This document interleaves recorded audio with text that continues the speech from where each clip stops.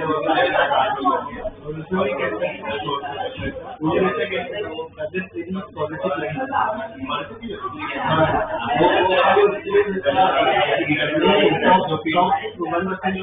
हमारा 15 बच्चे उनको क्या है कि फर्स्ट ईयर के फ्यूचर की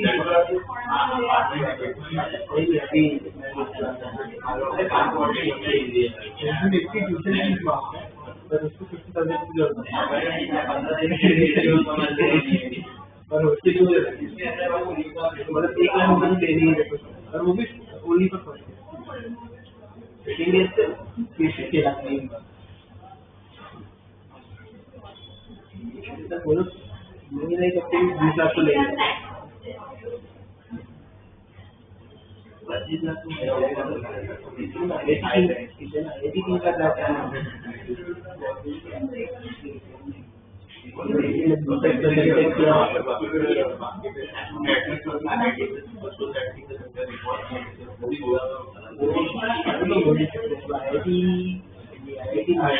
मद्रास से कंपेयर नहीं कर सकते पर IIT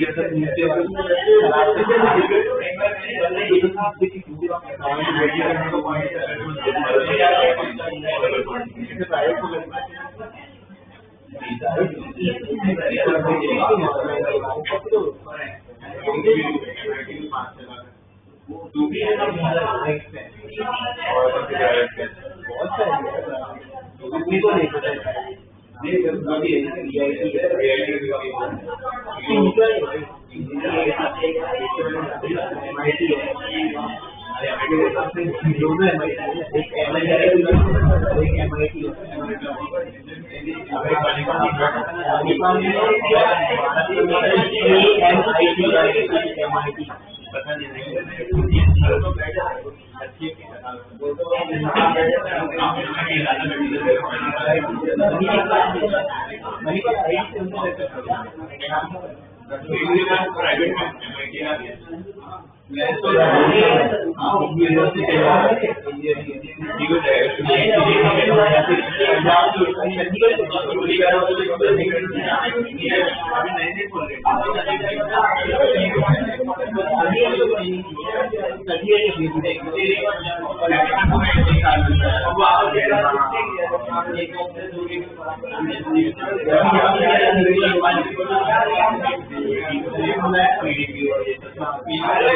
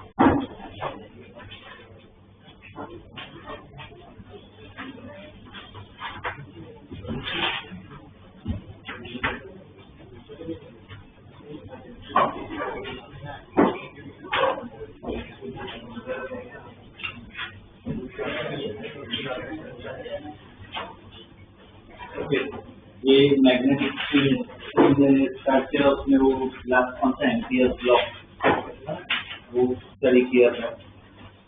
आज एक नया टॉपिक स्टडी करना है, ठीक है। लिख लो topic, force on moving charge, force on moving charge means an external magnetic field.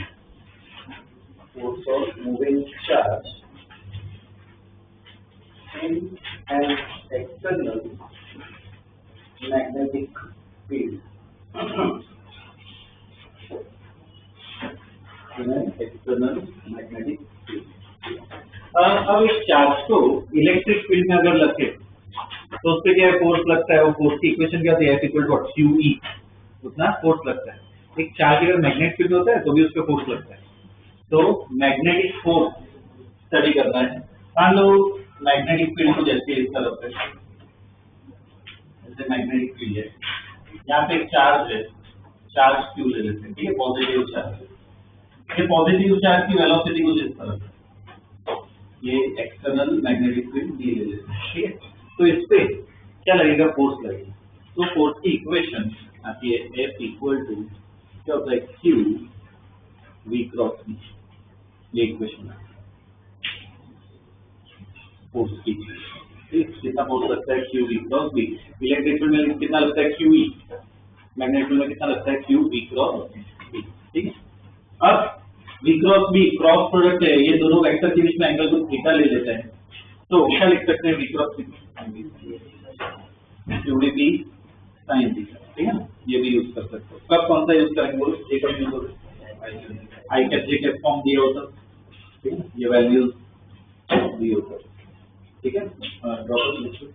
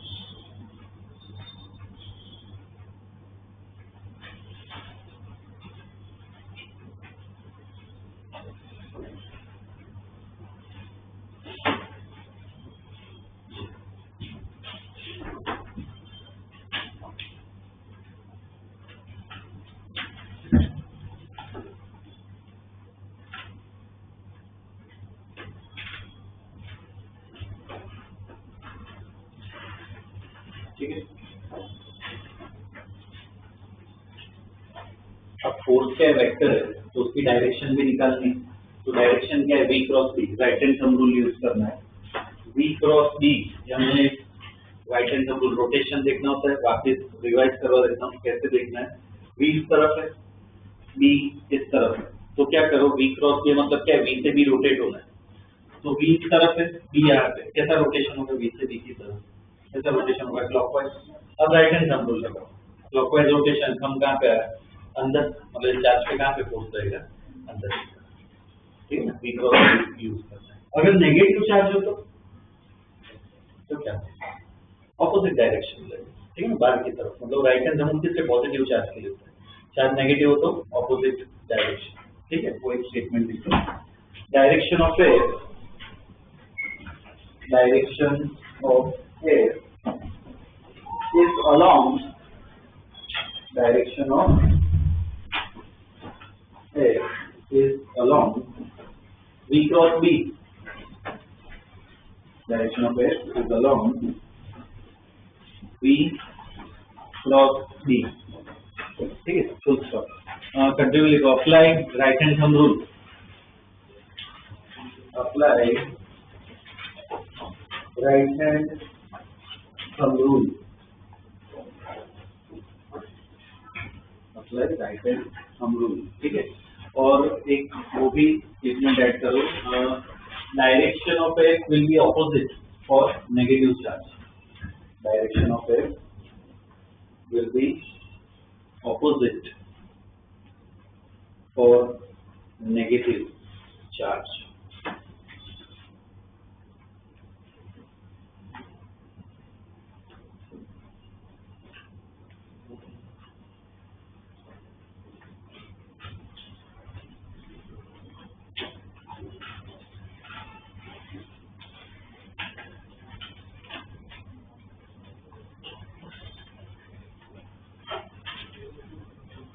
Okay, इसमें डायरेक्शन पहले स्टडी करते हैं।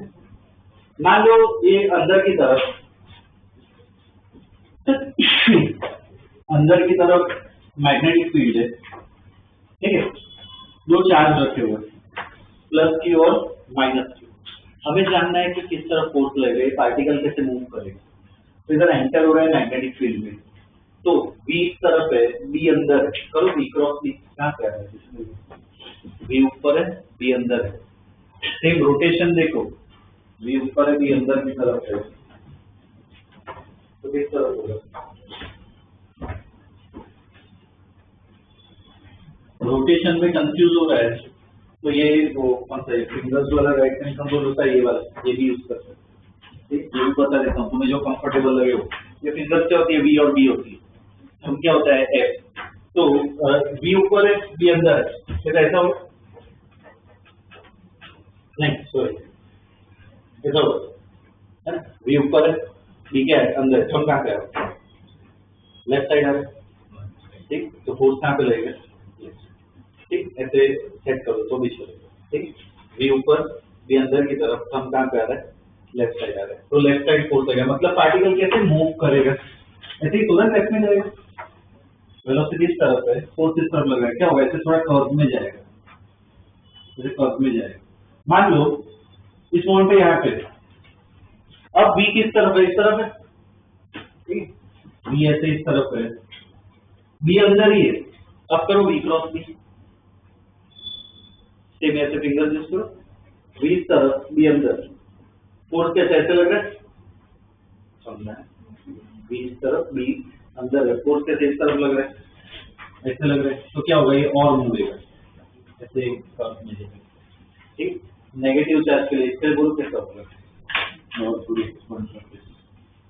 बी क्रॉस बी करो, किस तरफ आ रहा है इसमें, बी क्रॉस बी, इधर बी अंदर, यहाँ पे लेफ्ट साइड ही आ रहा है, और नेगेटिव चार्ज, और यहाँ पे फोर्स लगेगा राइट साइड, इस तरफ फोर्स लगेगा, तो कैसे ही ऐसे, ठीक है ना, ऐसे मोशन स्टडी करना जरूरी है, ठीक है। एग्जाम्पल में ड्रॉ कर लो, और कोई डायग्राम बना रहा हो उसमें ट्राई करो कैसा मोशन होगा।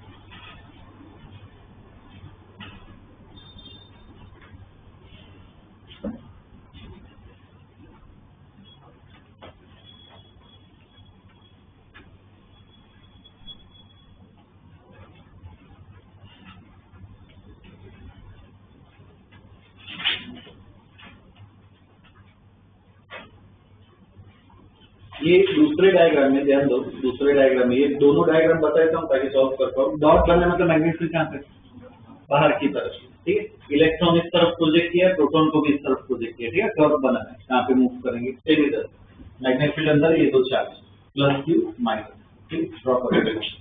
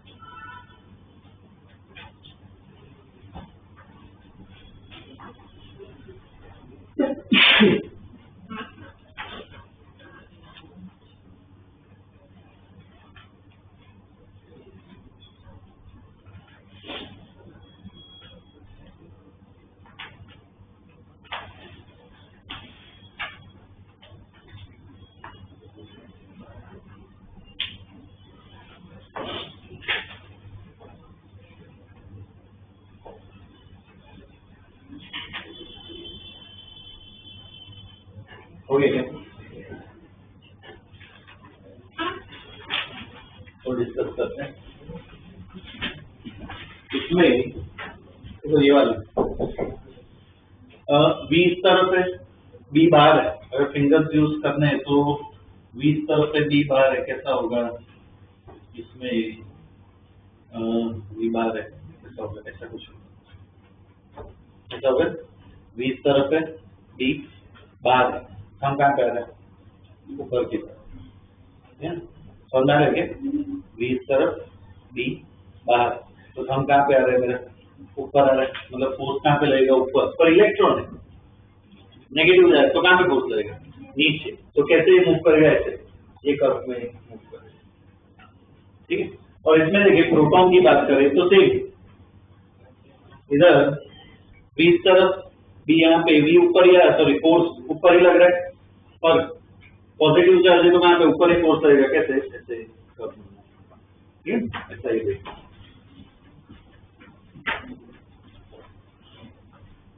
ये भी डिस्कस कर ही लेते हैं, तो इसका बताओ, V नीचे की तरफ है, B अंदर है, V नीचे की तरफ है और B अंदर है, तो हम कहाँ पे आ रहे हैं, V नीचे की तरफ और B अंदर,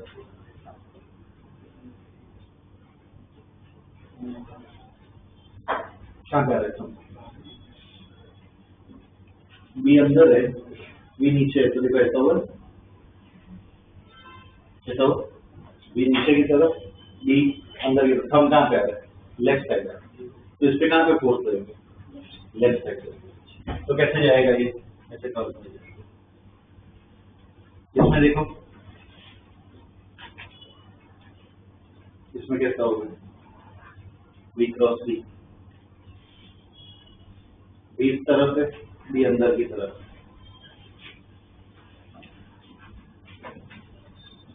बोलो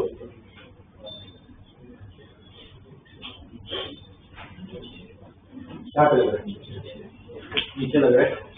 B इस तरफ कैसे नीचे लग रहा है? B इस तरफ है, B अंदर है, तो थंब ऊपर के नेगेटिव चार्ज है। थंब ऊपर है, ऊपर फोर्स लगाने से पर नेगेटिव चार्ज है नीचे, तो ये ऐसे चला जाएगा। इस तरफ कर जाएगा। डायरेक्शन बहुत जरूरी है।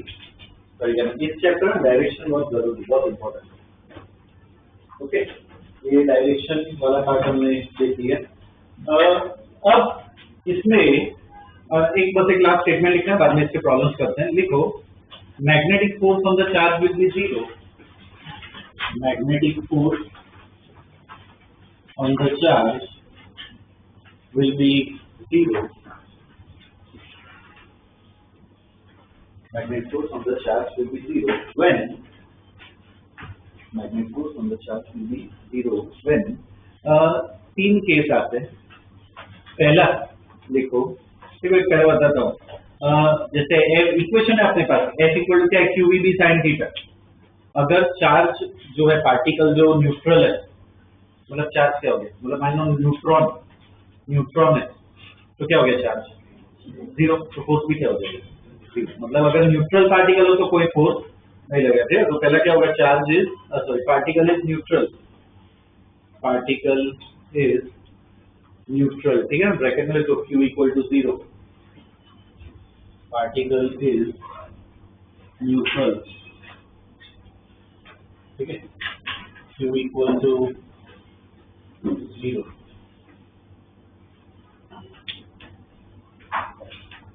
ओके, दूसरा केस होगा, टोटल तीन है, एक लिख लिया हमने।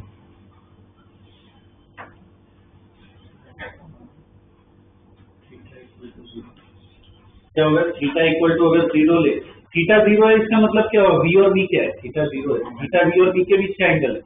थीटा जीरो मतलब क्या, सेम डायरेक्शन में पैरेलल हो या अपोजिट डायरेक्शन, पैरेलल या एंटी पैरेलल हो तो भी क्या होगा, जीरो। ठीक है, दूसरा लिखो, व्हेन V इज पैरेलल और एंटी पैरेलल,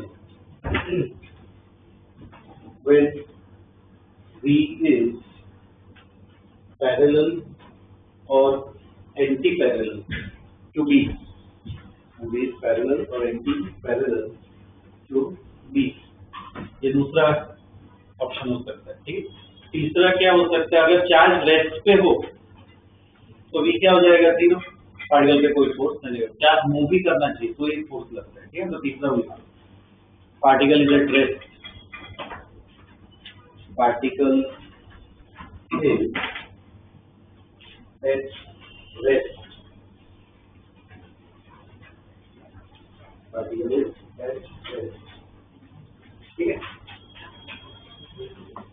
अब इसके क्वेश्चन, एक बेसिक क्वेश्चन पहले कुछ कर लेते हैं, बाद में ना इसमें केस स्टडी आती है, वो देख लिए। ये क्वेश्चन ड्रॉ करो, क्वेश्चन ये ड्रॉ करो।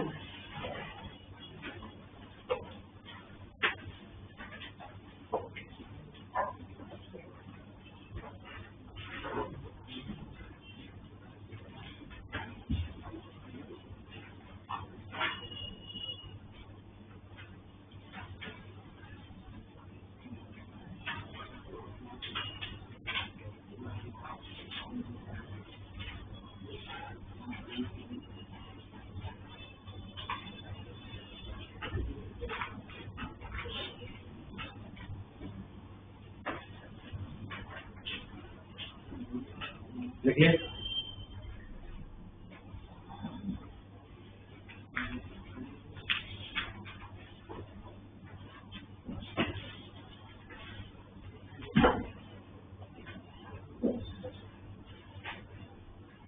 क्वेश्चन लिखो इसमें, an electron is projected, an electron is projected from origin, an electron is projected from origin along plus x axis, along plus x axis with speed of plus x axis with speed of 10⁶ meters per second. 10⁶ meters per second. ठीक है? Find magnetic force. Find magnetic force. ठीक है? ऐसा ये दिया हुआ है. Okay. पहले ये बताओ फॉर्मूला कौन सा यूज करो, V क्रॉस B वाला या VB sin theta? VB sin theta. VB sin का वैल्यू दिया ना, वो यूज करना है. ठीक है? तो डिसाइड करो सब थीटा और डायरेक्शन भी निकालना. करो.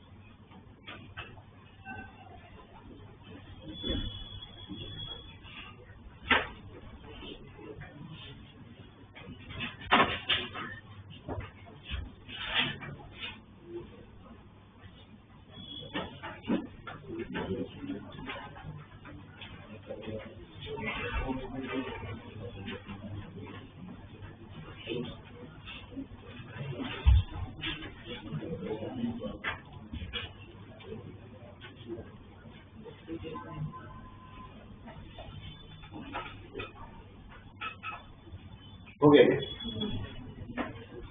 क्या होगा, इधर इलेक्ट्रॉन ओरिजिन पे है, इलेक्ट्रॉन इधर है और प्रोजेक्ट यहाँ पे प्लस एक्स पे किया, मतलब ये अपना V हो जाएगा. ठीक है?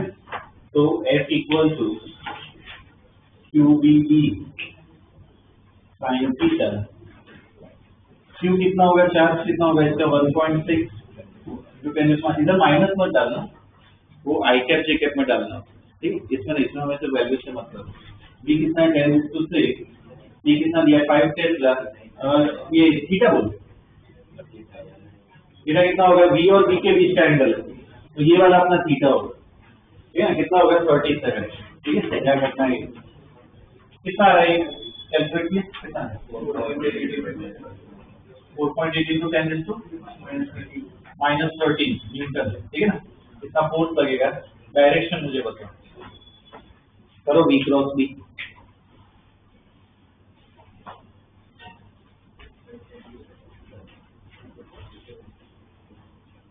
V क्रॉस B कहाँ पे आ रहा है फ्रॉम,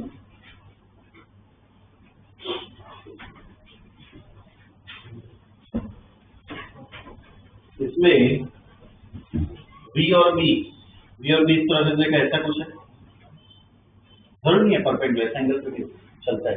V इस तरफ हम कहाँ पे बाहर मतलब कौन सी डायरेक्शन में, एक है पर इलेक्ट्रॉन है, तो क्या डायरेक्शन माइनस. ठीक है? ठीक है,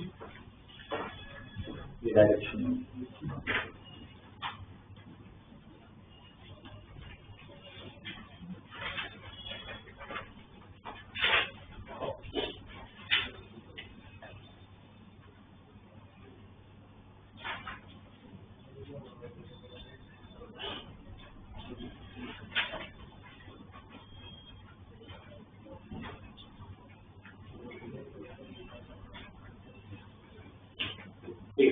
Next question. a -4 microcoulomb charge, -4 microcoulomb charge is moving in uniform field. A -4 microcoulomb charge is moving in uniform field. V equal to moving in uniform field. V equal to 2I cap minus J cap plus 3K cap. Uniform field V equal to 2I cap minus J cap plus 3K cap Tesla with velocity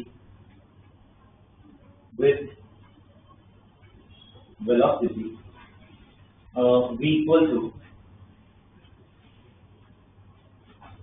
2I cap plus K cap, 2I cap plus K cap पूरा bracket में लिखो, 2I cap plus K cap ठीक है पूरा bracket में into 10⁶, 2I cap plus K cap into 10⁶ meters per second,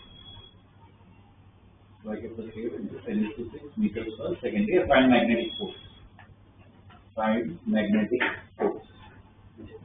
इसमें क्या use करेंगे? V क्रॉस B याद है डिटरमिनेंट बनाते हैं, आता है cross product I J K लिखना होता है और फाइंड करेंगे.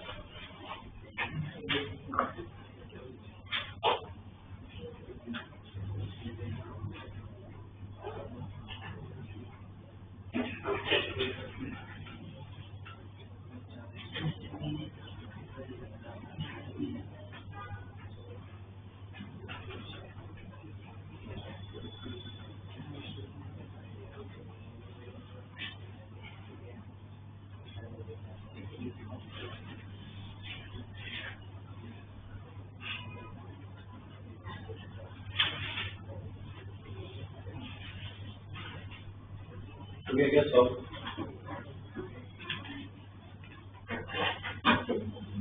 पहले V क्रॉस B निकालते हैं। तो इसमें पहले V की वैल्यू लिखनी है, यहाँ पे I cap J cap K cap. V की वैल्यू कौन सी होती है? 2I कैप और क्या था? V की वैल्यू 2I कैप और K कैप। हाँ, तो ये 0 और ये 1 और B क्या था? 2I के बाद में minus J cap 3K cap और 10⁶ इधर साइड पे कर दो, ठीक है। तो इसमें से वो I की कॉलम और रो हटाओ, क्रॉस मल्टीप्लाई कर दो, क्या होगा? V क्रॉस B कितना होगा बोलो? I की कॉलम हटाओ, क्या होगा? 0 -1 पता है नहीं। और क्या लिखना है? I कैप, बाद में J को कैंसिल करो। एक मिनट उल्टा लिखा सही है। पहले इनका होता है माइनस, इनका करना होता है, ठीक है। इसको अगर देखिए J की कॉलम और रो हटाओ तो ये 4 बचे, इनका क्रॉस प्रोडक्ट कितना होगा? 6 माइनस कितना होगा? 2 क्या होगा? J cap. अगर K की कॉलम और रो हटाओ, ये 4 बचे, ये दोनों का क्या होगा? -2 -0 K cap plus minus plus, ठीक, और पूरा इंटू 10⁶। तो ये कितना हो गया? I cap -4 J cap -2 K cap into 10⁶। तो फोर्स F इक्वल टू क्या है? Q V cross B। तो फोर्स कितना होगा? चार्ज कितना दिया है? -4 माइक्रोकूलम। तो इधर अब माइनस डालना है क्योंकि I कैप J कैप में। तो 10⁻⁶ अपना V क्रॉस B आ गया I -4 -2K इंटू 10⁶। तो फोर्स कितना होगा? ये तो कैंसिल हो गया, 4 ये -4 को अंदर डाल दो तो क्या हो जाएगा? -4 I cap plus 16 J cap plus 8 K cap. इतना फोर्स, ठीक है।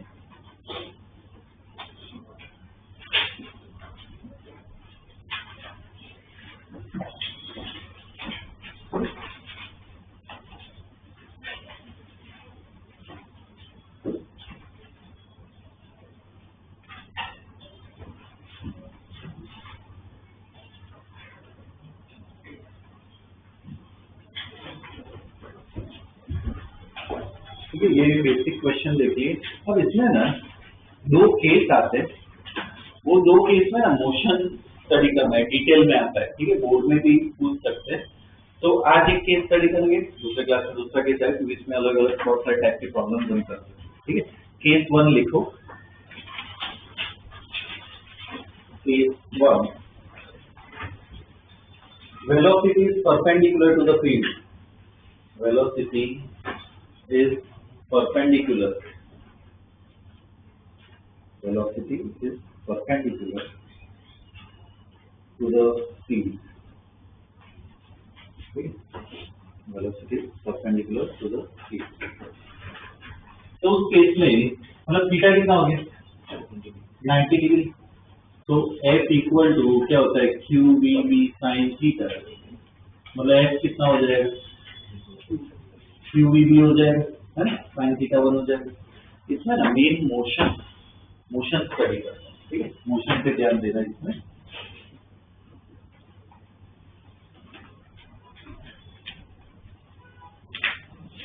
ओके, मान लो यहाँ पे पार्टिकल को, यहाँ पे चार्ज Q है, इधर चार्ज को मैं इस तरफ वेलोसिटी दे रहा हूँ, ठीक है, ऐसे प्रोजेक्ट कर दिया ऊपर। तो इसका क्या फोर्स लगना चालू होगा? देखो 90 डिग्री है क्या? V और B के बीच में, ये ऊपर भी अंदर है ना 90 डिग्री, ठीक है। बताओ फोर्स किस तरफ लगेगा? V क्रॉस B से कहाँ पे फोर्स लगेगा? V ऊपर भी अंदर, कहाँ पे फोर्स लगेगा? लेफ्ट साइड फोर्स लगेगा। तो इधर इस मोमेंट पे लेफ्ट साइड फोर्स लग रहा है, मतलब पार्टिकल क्या है? थोड़ा ऐसे मूव करेगा, ठीक है। मान लो यहाँ कहीं पे आ गया, इधर आ गया, इस मोमेंट पे वेलोसिटी इस तरफ है। अब करो v क्रॉस b, अब v क्रॉस b करो, कहाँ पे आ रहा है v इधर b इधर, ऐसे कुछ आ रहा है, फोर्स दिखता है ना, हम यहाँ कहीं पे, मतलब फोर्स कैसे इस तरफ लगेगा, तो क्या होगा, ये और मुड़ेगा, तो रेडी कर पा रहे हो, क्या होगा, सर्कल सर्कल में, ये स्पेशल केस पार्टिकल क्या होगा, सर्कल में घूमना स्टार्ट करेगा। कब होता है, जब v परपेंडिकुलर टू, ठीक है, सर्कुलर मोशन। अब इससे, अब मुझे जानना है स्पीड, वो सब पता है, मुझे जानना है इसका रेडियस कितना होगा, कितना टाइम लगेगा घूमने में, वो सब मुझे स्टडी करना है, ठीक है। तो इसमें ना पहले काम करिए, इतना लिख लो, स्टेटमेंट लिखवाता हूँ, ठीक है, साथ में डिराइव कर लेते हैं, ये बोर्ड में आ सकता है।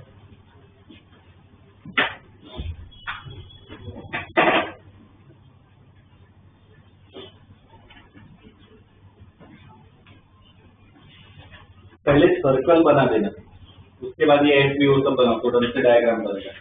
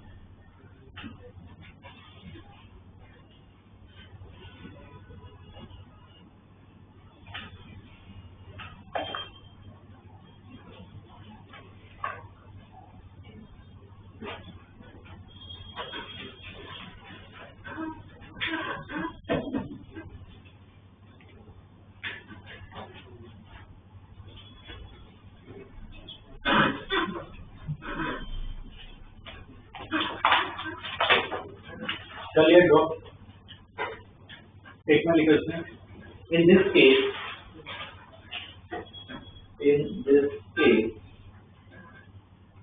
the motion of the particle will be circular, in this case the motion of the particle will be circular because motion of the particle will be circular because the force acts towards a common point. Force acts towards a common point, and this magnetic force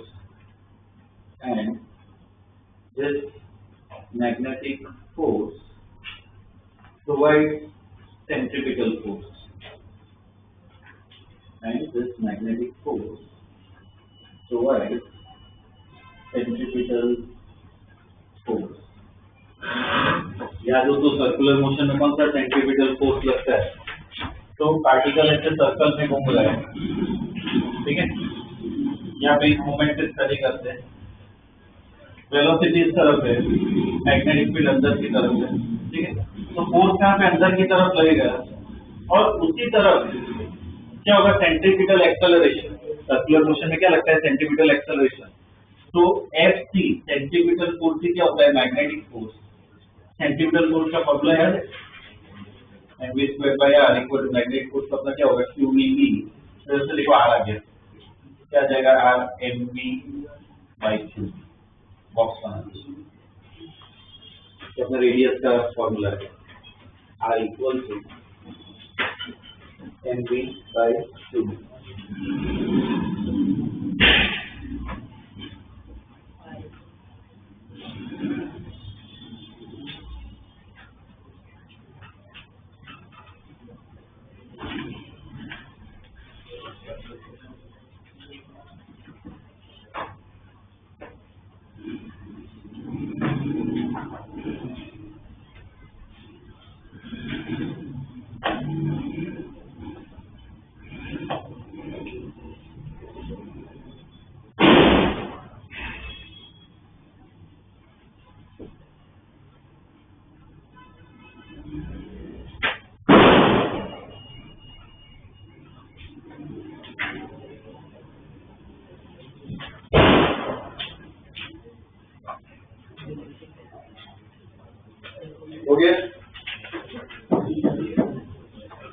उसमें ना और क्या find कर सकते हैं, time period पूछा होगा कि रेवोल्यूशन का टाइम पीरियड कितना होगा, वो भी निकाल सकते हैं। इसके आगे लिखो time period of revolution, time period of revolution. Time period का फॉर्मूला स्पीड v दे रखी है इधर, ये v है, तो टाइम पीरियड कितना होता है, फॉर्मूला 2πr/v लिख सकते हैं, डिस्टेंस अपॉन स्पीड। तो r को यहाँ पे डाल देते हैं, mv/qb अपॉन v और v कैंसिल हो जाएगा, तो टाइम पीरियड का फॉर्मूला आ जाएगा 2πm/qb। इस पे बॉक्स बना अपने टाइम पीरियड का फॉर्मूला।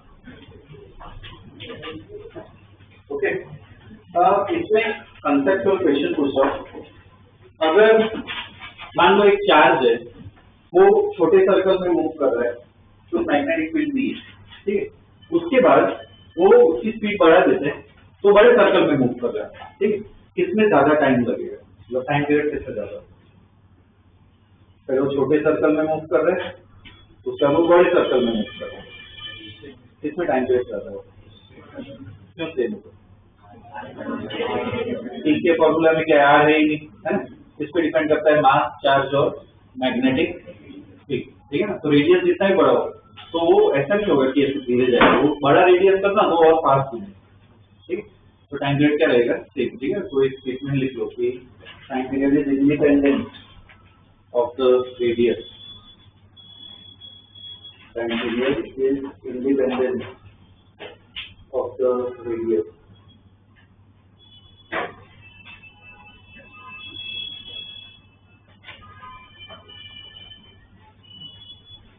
ठीक है, एक और पार्टिकल को देख लेते हैं, सॉल्व करते हैं। ये आर के जो इक्वेशन है ना, mv/qb, mv क्या है, मोमेंटम। तो क्वेश्चन में मोमेंटम, स्पीड ऐसा कुछ दिया हो तो ये यूज कर सकते हैं। कभी कभी क्वेश्चन में क्या दिया होगा, पार्टिकल की काइनेटिक एनर्जी दी होगी, तो इसको हमें काइनेटिक एनर्जी में कन्वर्ट करना आना चाहिए, ठीक है। तो उसके फॉर्म में भी हम फॉर्मूला लिख सकते हैं, आगे लिखो, एक particle has kinetic energy K.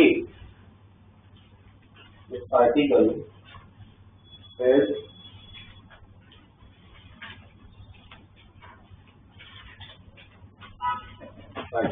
kinetic energy K. Then क्या होगा, K इक्वल टू अपना फॉर्मूला है हाफ एम वी स्क्वायर। तो देखो इधर क्या कर सकते हैं, n से मल्टीप्लाई डिवाइड कर दो, तो लिख सकते हैं, तो m square v square equal to 2mk। तो mv को मैं क्या लिख सकता हूँ, अंडर रूट 2mk। तो रेडियस का दूसरा फॉर्मूला मिला, mv की जगह ये डाल दो, under root 2mk by root v, ये फॉर्मूला है, ठीक है ना। वो क्वेश्चन पे डिपेंड करेगा क्या दिया हुआ है।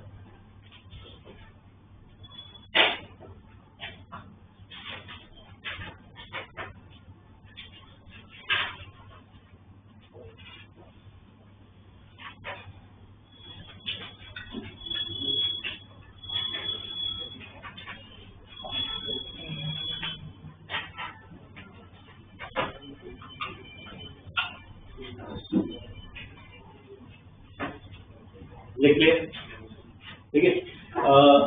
ये फॉर्मूला देख ले, इसके बेस पे ना क्वेश्चन करते हैं, ओके। वेरिएशन अलग अलग आएंगे इसमें।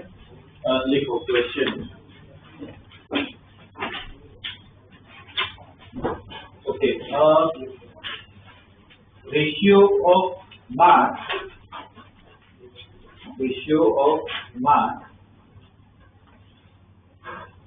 is 2:1. Ratio of mass is 2:1, and of charge Ratio of mass is 2:1 and of charge is 1:4. Ratio of mass is 2:1 and of charge is 1:4 for two particles. For two particles. Okay. Both are projected perpendicularly. Both are projected perpendicularly in uniform field. Both are projected perpendicularly in uniform field with same kinetic energy. With same kinetic energy. With same kinetic energy. Okay. Find ratio of radius and frequency. Find ratio of radius and frequency. अब देखो ये अपने आप try कर सकते हो, बस थोड़ा डिस्कस कर लेते हैं. इसमें ना ऐसे टाइप के क्वेश्चन आएंगे कम्पिटिटिव लेवल पे. देखोगे ऐसे रेशियो वाले क्वेश्चन आएंगे तो क्या लिख सकते हो डेटा एक तो n1 by n2. n1 by n2 क्या दिया हुआ है 1/2 है क्या 2/1 सॉरी n1 by n2 कितना दिया है 2/1. q1 by q2 1/4. अब r1 by r2 है ना रेडियस निकालना है. पहले तो मुझे बताओ कौन सा फॉर्मूला यूज करें. दो फॉर्मूला लिखे कौन सा फॉर्मूला यूज करें mv वाला यूज करें या √k वाला. कौन सा √k वाला क्यों क्योंकि काइनेटिक एनर्जी ठीक है तो ये यूज करो तो निकाल दो रेशियो. फ्रीक्वेंसी का अपने आप सोचना.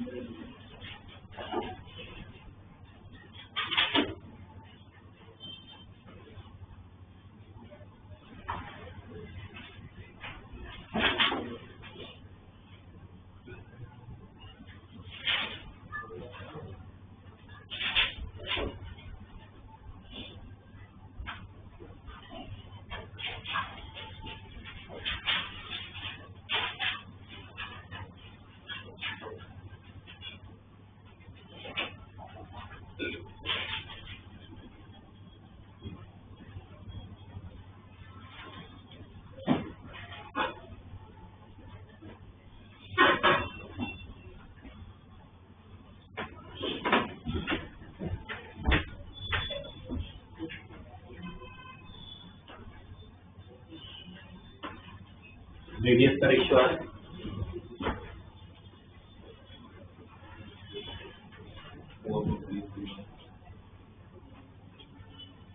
इसमें ऐसे टाइप रेशियो हो सकती है तो क्या प्रोपोर्शनलिटी से स्टडी करो.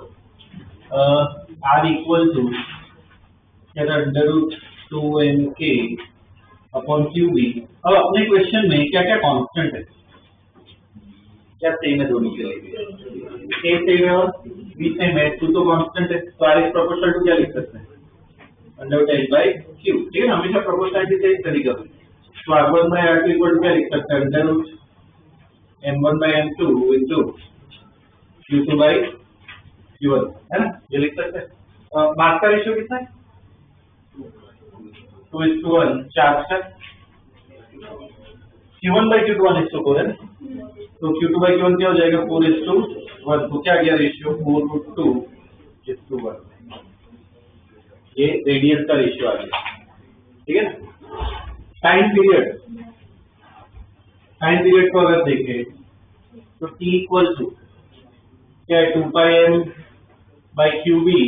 यहाँ पे प्रोपोर्शनलिटी क्या होगी बोलो?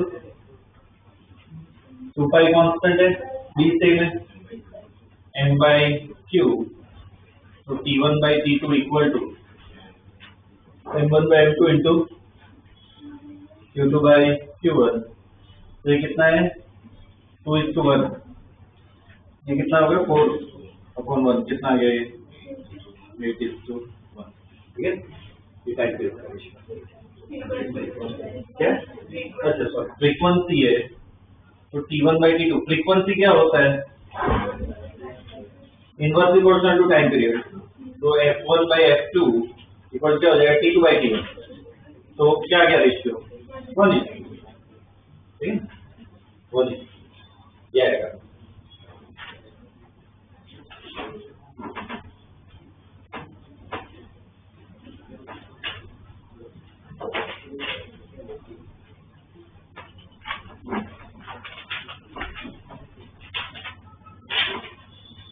ठीक है, इसमें है ना कुछ आगे क्वेश्चन कर सकते हैं। एक आध इन्फॉर्मेशन और थोड़ी बता देता हूँ। अल्फा पार्टिकल क्या होता है पता है? इलेक्ट्रॉन प्रोटॉन तो पता है, चार्ज मास वो सब है। अल्फा पार्टिकल क्या होता है? हीलियम न्यूक्लियस, वो अल्फा पार्टिकल कहते हैं। ठीक है, और क्या आ सकता है? न्यूट्रॉन पता है क्या होता है? हाइड्रोजन का आइसोटोप होता है, ठीक है, बस मास उसका अलग होता है। ठीक है, तो उसके ना इन्फॉर्मेशन लिख लो, ऐसा हो तो इसमें लिख लो। Alpha particle is helium nucleus. Alpha particle is helium nucleus. Alpha particle is helium nucleus. ठीक है, तो मतलब उसका मास, हीलियम न्यूक्लियस मतलब कितने? 4 न्यूट्रॉन, सॉरी 2 प्रोटॉन 2 न्यूट्रॉन होते हैं। न्यूट्रॉन प्रोटॉन का मास एक जैसा ही रखो, तो अल्फा पार्टिकल का मास में क्या लिख सकता हूँ? 4 टाइम्स मास ऑफ प्रोटॉन लिख सकते हैं। चार्ज कितना होगा?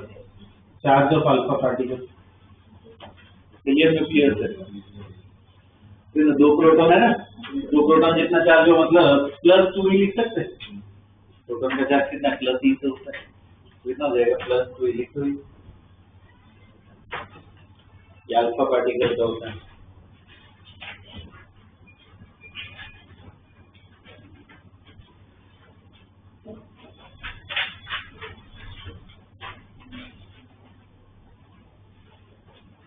ठीक है, और वो ड्यूटेरॉन भी लिख लो। Deuteron is hydrogen isotope. Deuteron is hydrogen isotope. कैसे अलग होता है? क्या एक्स्ट्रा होता है उसमें? एक न्यूट्रॉन एक्स्ट्रा होता है। ठीक है, तो बोलो उसका मास, ड्यूटेरॉन का मास mg कितना होगा? 2 times of mass of proton लिख सकते हैं। और चार्ज कितना होगा ड्यूटेरॉन का? वो आयन की बात करें, क्या होगा? +E, प्रोटॉन जितना चार्ज होगा। ठीक है,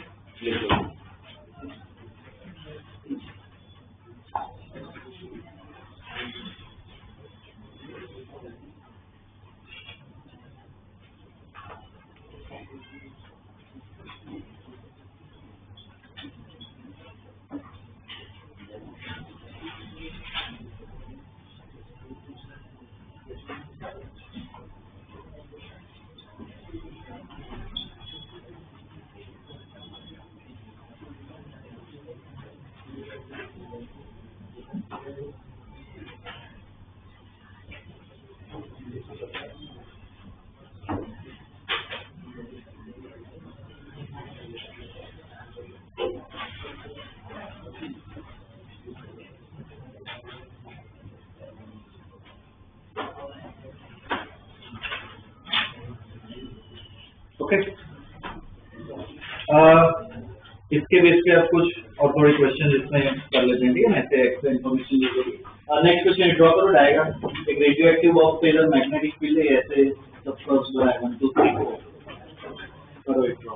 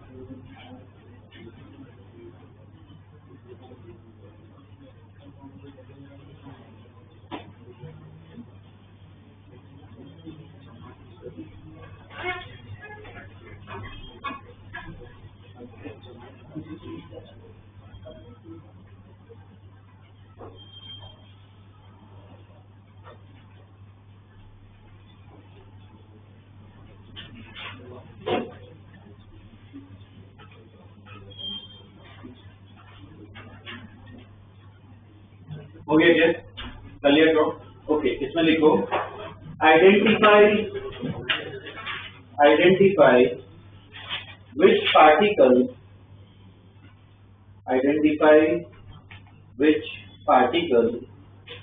is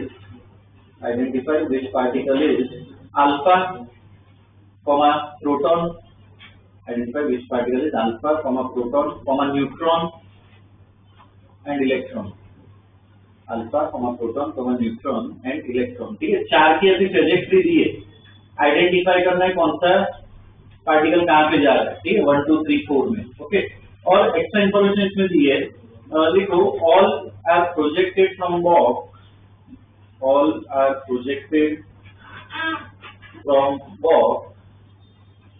with same speed, all are projected from box with same speed, ठीक है, ये दिया हुआ।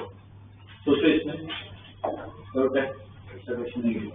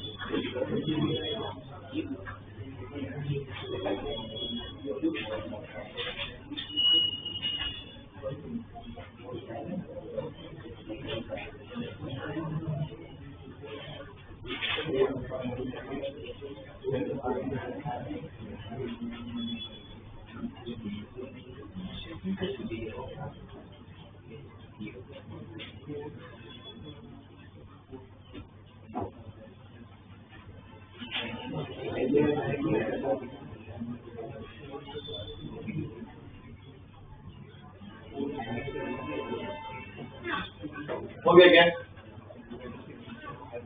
बोल। पहले तो ना डायरेक्शन देखो, जैसे तीसरा पार्टिकल सीधा ही जा रहा है, सीधा मतलब उसका फोर्स क्या है? जीरो, कोई फोर्स नहीं लग रहा है, तो क्या होना चाहिए? न्यूट्रल होना चाहिए, ठीक है। तो 3 तो डायरेक्ट क्या होता है, न्यूट्रॉन है, ठीक है। अब ये दोनों इस तरफ जा रहे हैं, 4 इस तरफ जा रहा है, तो इसमें डायरेक्शन का भी आइडेंटिफाई कर सकते हैं। V इस तरफ है, V अंदर है, तो V क्रॉस P कहाँ पे आ रहा है? V अंदर है, V ऊपर है, सॉरी V ऊपर है, V अंदर है, कहाँ पे आ रहा है? लेफ्ट साइड, मतलब लेफ्ट साइड है और एक चार्ज इधर गया मतलब एक चार्ज क्या होगा नेगेटिव, तो एक ही चार्ज नेगेटिव है इलेक्ट्रॉन, मतलब इतना बोल सकते हो कि 4 क्या इलेक्ट्रॉन। अब 1 और 2 में क्या बचे अल्फा और प्रोटॉन, तो उसमें देखना है कौन सा क्या है। तो देखो इससे क्या पता चलेगा, मैं ऐसा हो सकता हूँ 1 का रेडियस छोटा होगा, 2 का रेडियस क्या होगा ज्यादा होगा, तो इसमें ना कंपेयर करना। तो रेडियस आर इक्वल टू क्या ये यूज करते हैं v बाई क्यू बी। अब सेम स्पीड है, मैग्नेटिक फील्ड भी सेम है, R is proportional to what M by Q. तो इधर से ना रेडियस को स्टडी करो, radius of alpha particle upon radius of proton, क्या बोल सकता हूं मैं, mass of alpha particle upon mass of proton into charge of proton upon charge of alpha particle. Alpha particle mass क्या है 4 टाइम्स बोल सकते हैं प्रोटॉन की, चार्ज प्रोटॉन का चार्ज कितना होता है ई जितना, अल्फा पार्टिकल कितना होता है 2e, तो क्या है रेशियो 2:1 है। और किसका रेडियस ज्यादा है, अल्फा पार्टिकल का ज्यादा है प्रोटॉन से, तो कौन सा पार्टिकल अल्फा हुआ, सेकंड पार्टिकल अल्फा हुआ और फर्स्ट पार्टिकल कौन सा हुआ। ठीक है, ऐसे स्टडी करना पड़ता है, ऐसे कंसेप्चुअल क्वेश्चंस भी आ सकते हैं।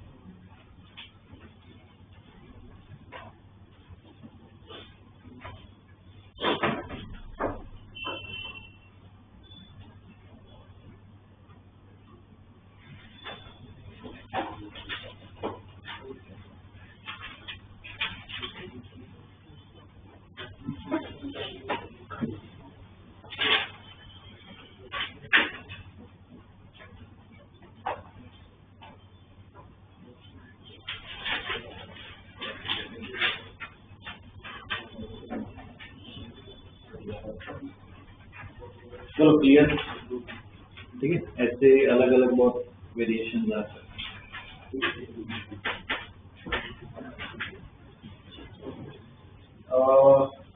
इसमें नेक्स्ट क्वेश्चन लिखो, alpha particle and proton,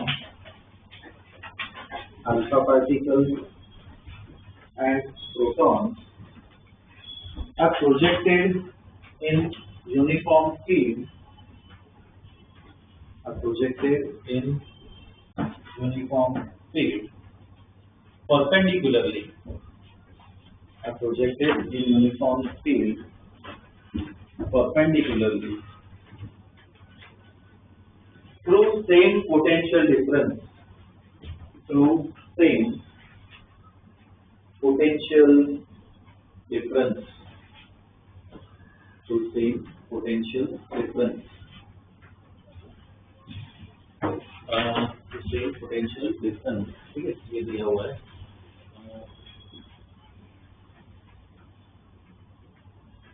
Find the ratio of radius as well as time period. Find the ratio of radius as well as time period.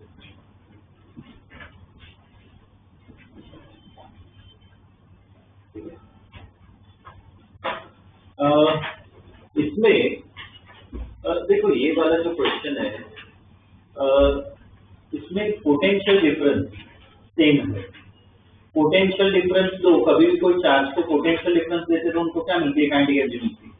Electrostatics का थोड़ा नॉलेज यूज होगा, कोई equation पता है, पोटेंशियल डिफरेंस से kinetic energy मिला सकते हैं, पता है।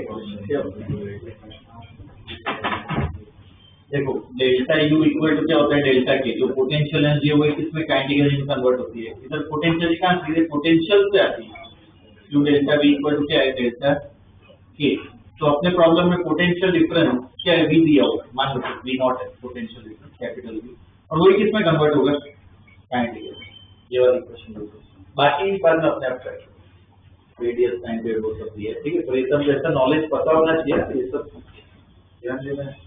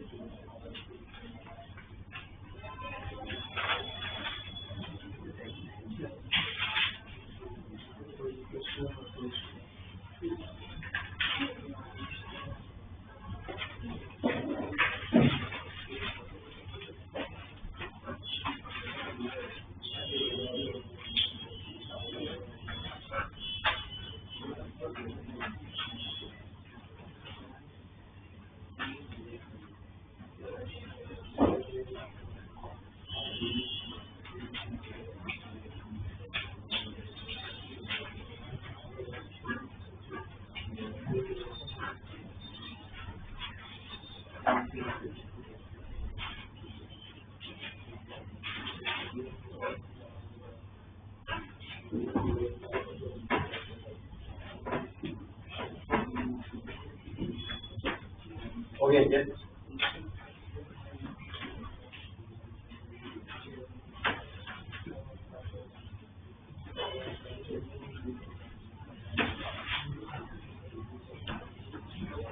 अरे कुछ रेशियो क्या करना है इसमें, आर में फॉर्मूला चेंज कर दो।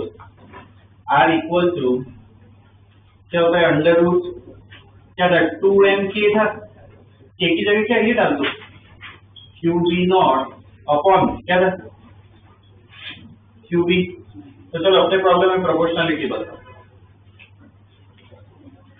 2 कांस्टेंट है, m अलग है, QB अलग है, v और v भी सेम है, तो क्या होगा बोलो, एक ये अंडर रूट में कैंसिल हो जाएगा, तो अंडर रूट m/q ये आएगी ना प्रोपोर्शनलिटी। तो क्या है, अल्फा और प्रोटॉन है ना, तो r alpha upon r proton किसके बराबर हुआ, under root m of alpha upon m of proton into under root charge of proton upon charge of alpha. तो ये अंडर रूट कितना 4mp लिख सकते हैं upon mp into under root, इसका इलेक्ट्रॉन जितना होगा इसका 2 इलेक्ट्रॉन जितना होगा, क्या है रेशियो बोलो, √2:1, ठीक है ना, ये रेडियस का रेशियो आएगा।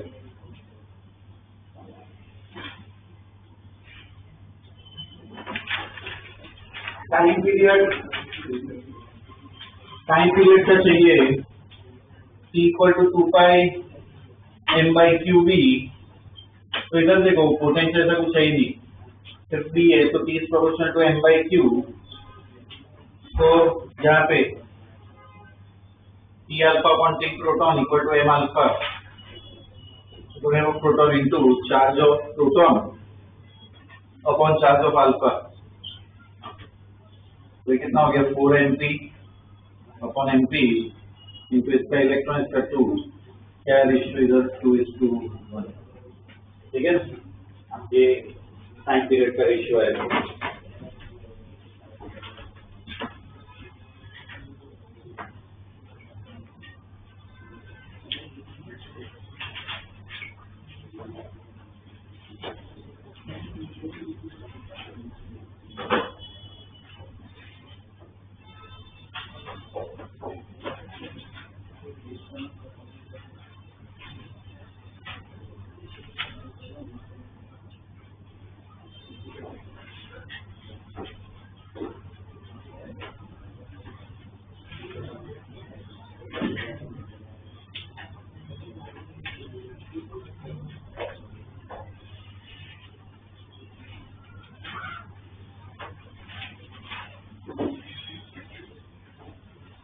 ओके, नेक्स्ट क्वेश्चन, ये ड्रॉ करो डायग्राम। इसमें ना ध्यान, थोड़ा बड़ा डायग्राम ड्रॉ करना पड़ेगा। जैसे मैग्नेटिक फील्ड है, इधर से ऐसे चार्ज जा रहा है, ठीक है, इस पर दिया होगा।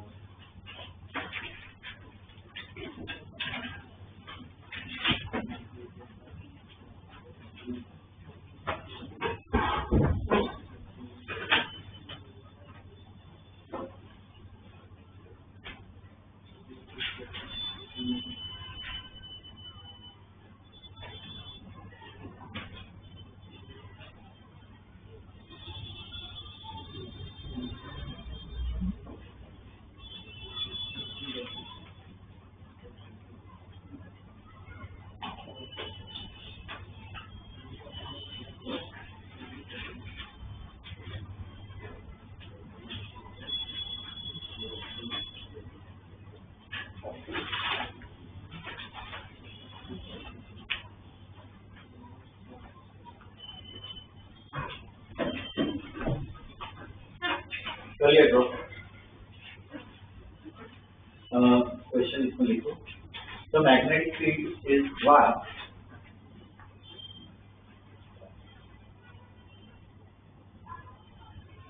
The magnetic field is what, find distance traveled, find distance traveled and time spent in magnetic field. Find distance traveled and time spent in magnetic field. Distance traveled and time spent in magnetic field.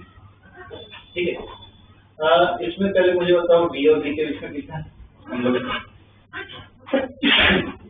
B और B के बीच में कितना angle है?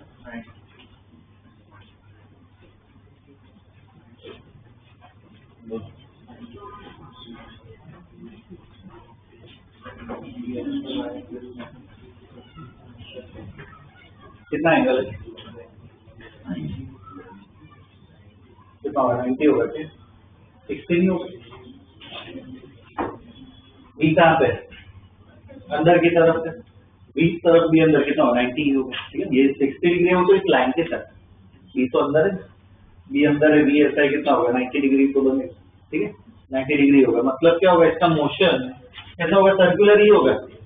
तो इधर से B cross भी करो, बी क्रॉस भी कहाँ पे आ रहा है, उस हिसाब से ड्रॉ करना है ना मोशन। बी क्रॉस भी करो,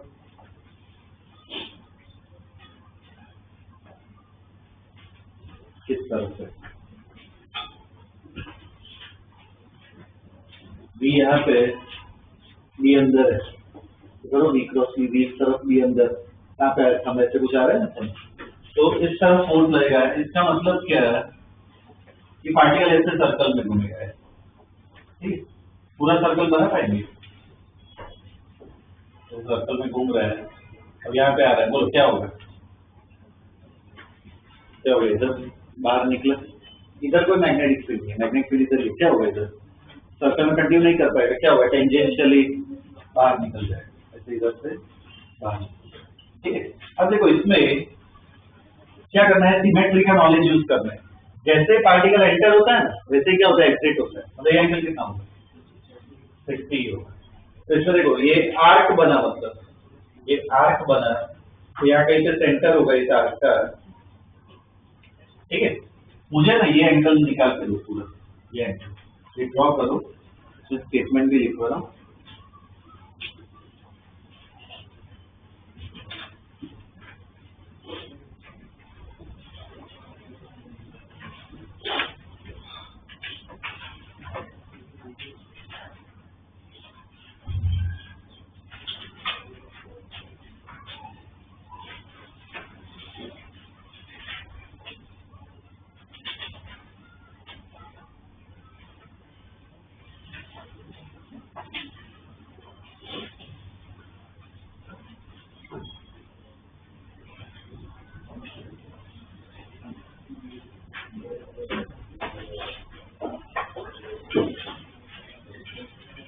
क्या क्या ड्रॉ, लिखो इसमें statement, when magnetic field is vast,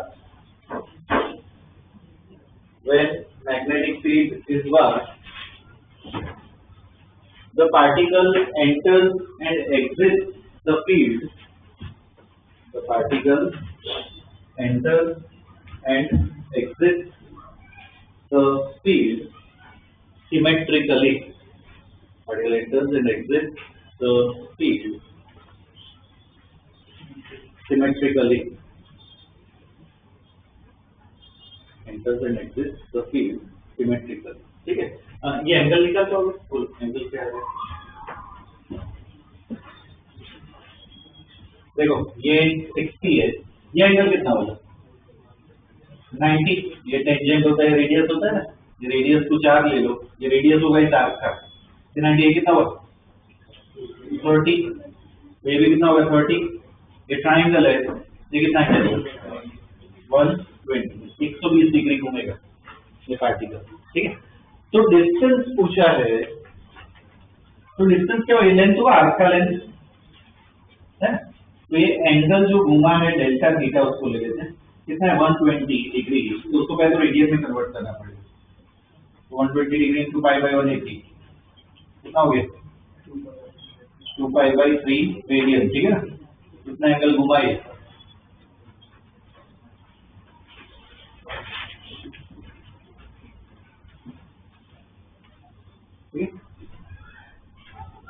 अब बोलो डिस्टेंस, इसमें डिस्टेंस ट्रैवल मतलब क्या हुआ? लेंथ ही हुआ ना, है ना? तो लिख सकते हो ऐसे कि distance travel is equal to length of arc. Distance travel is equal to length of arc. तो कितना हुआ? आर्क की लेंथ कैसे निकालते हैं? डिस्टेंस जो क्या होता है? आर थीटा होता है. तो कितना होगा? थीटा को डाल दो और कितना होगा? 2 पाई आर बाई 3. कितना डिस्टेंस कवर किया?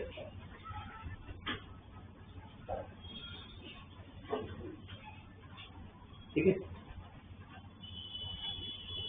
डिस्टेंस इतना कवर होगा. टाइम निकालना होगा, डिस्टेंस अपॉन स्पीड डाल सकते हो ना डायरेक्टली. स्पीड वो स्पीड चेंज नहीं होती है. इसकी नेक्स्ट क्लास स्टडी करेंगे हम. इसमें स्पीड चेंज नहीं होती है, वी ही रहती है. तो time is equal to distance upon speed. तो डिस्टेंस कितना है? 2 पाई आर बाई 3. स्पीड कितनी है? v. 2 pi r by 3v. ठीक है? कितना टाइम लगेगा? अच्छा हाँ, एक मिनट. इसमें आर तो पता नहीं है ना, आर तो निकालना पड़ेगा. 2 पाई बाई 3. आर बोलो कितना होगा? आर कितना होगा? ये भले आर्क में घूम रहा है, पूरा सर्कल में कंप्लीट कर रहा हूँ. रेडियस तो क्या है? सर्कल का ही होगा. आर का भी फॉर्मूला देखा ना, mv बाई qb. ठीक है ना? ये डालना है. क्वेश्चन में आर थोड़ी दिया है, तो इधर भी सब्स्टिट्यूट करो. mv by qb. तो इधर टाइम कितना आ गया? 2 पाई m बाई 3 qb. ठीक है? टाइम आ गया.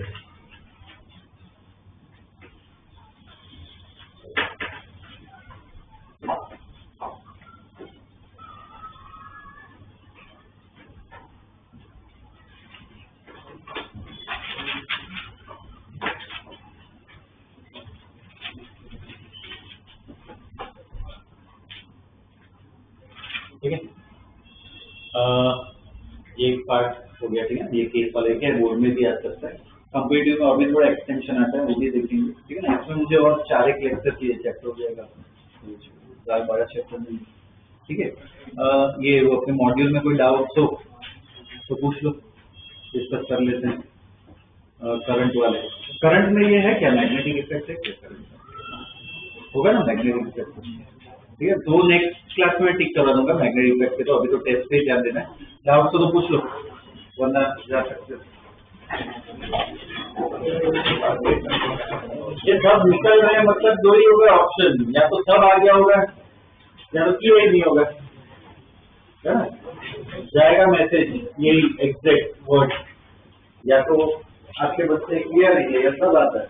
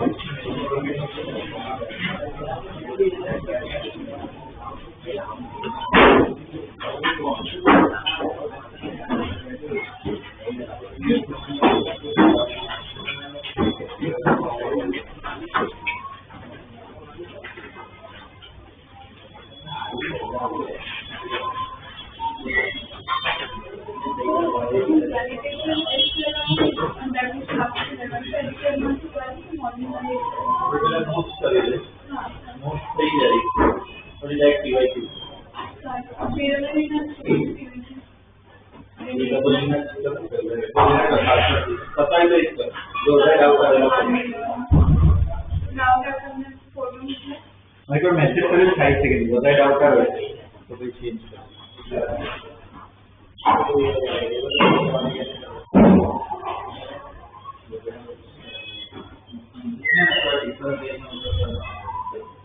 क्या बोले हीट जनरेशन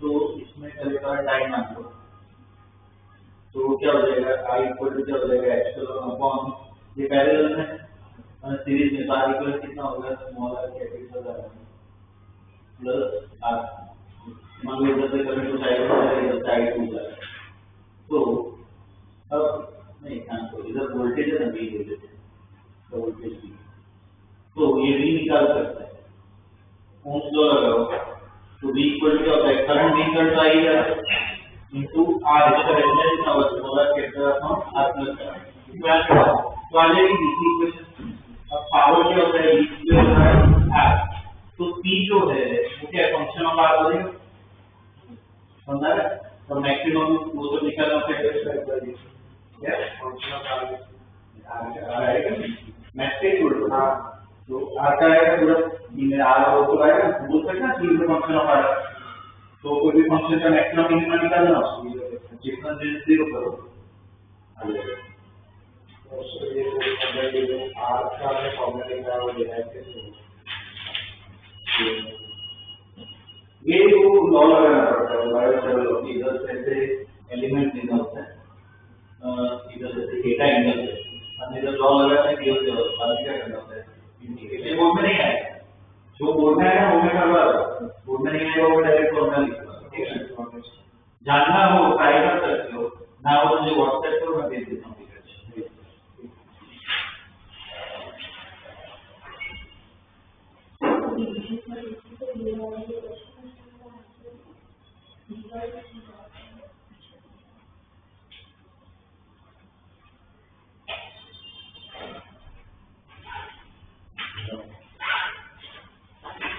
इसमें क्या दिया हुआ है एक शेल है 4 का क्यूब ले लेते हैं इसके क्यूब 4 रेडियस का 5 सेंटीमीटर कितना है 10 सेंटीमीटर तो 5 सेंटीमीटर का अंदर तो शेल के अंदर पोटेंशियल कितना होता है जितना सरफेस पे होता है तो k क्यूब बाय कितना 10 k ये 20 दिया हुआ अब मुझे कहां से निकालना है बाहर निकालना हां जितना सरफेस पे होता है उतना ही अंदर होता है ये तो मैंने लिखा है शेल में जितना सरफेस पे होता है उतना ही अंदर होता है तो एक बार काट नहीं आएगा एक बार नहीं आएगा काट ऊंचाई 15 सेंटीमीटर तो बाहर अगर बाहर निकालना हो तो पूरा 4 सेंटीमीटर तो आप पोटेंशियल को वी डैश मान लो कितना होगा k by 15 रेशियो का एक्चुअली ये सारी चीजें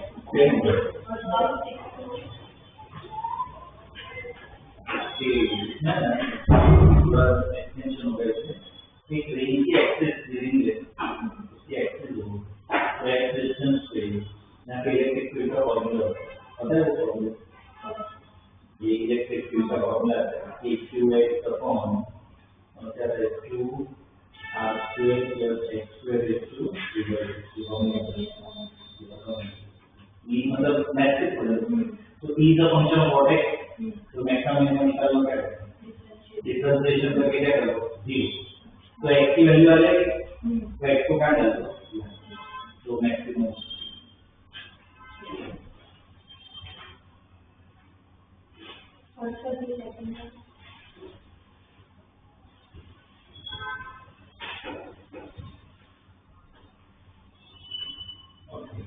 इसमें क्या दिया हुआ है,